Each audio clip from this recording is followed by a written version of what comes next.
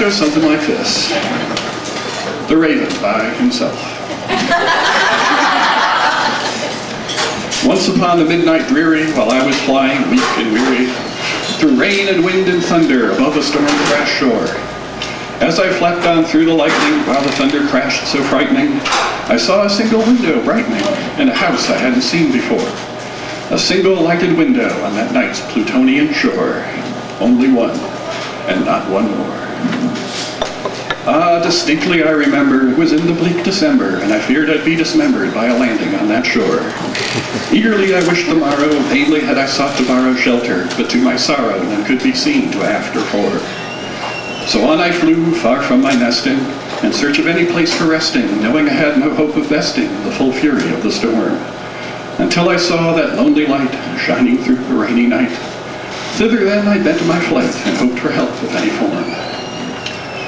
As towards that window I went flying, my thoughts were of landing, and on drying out my sodden feathers by a fire safe and warm.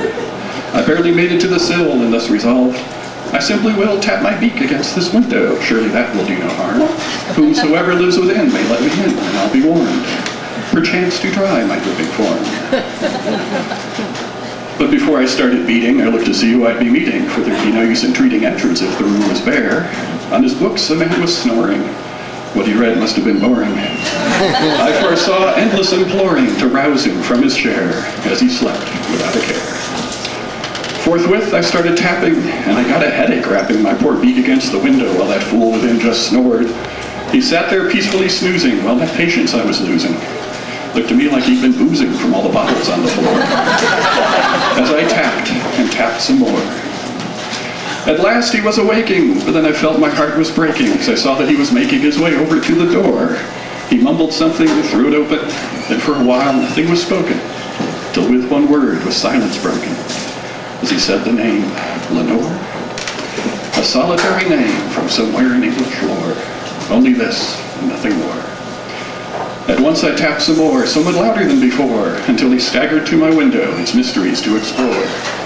At last he opened up the shutter, and with many a flap and flutter, I flew in and lit upon a tasteless bust above his door. A tacky bust of Pallas that the lamplight gloated o'er.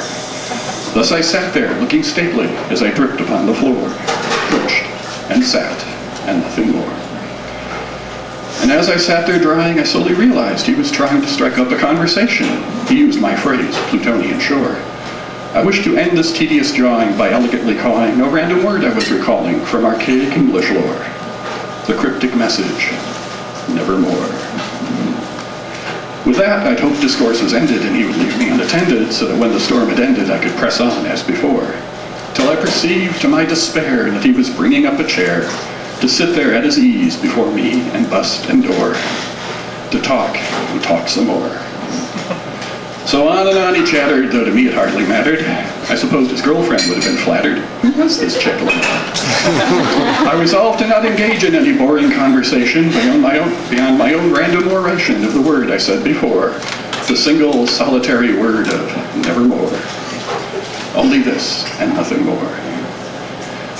Suddenly my ears were smarting. He shrieked, "Eureka!" Then upstarting, stumbled through the bottles back to where he'd dozed before. Grabbing paper, ink, and quill, he mumbled, "I think I will write this one as a poem. I'll earn dollars by the score. Then I can pay my debts to the corner liquor store, and they'll sell me once more."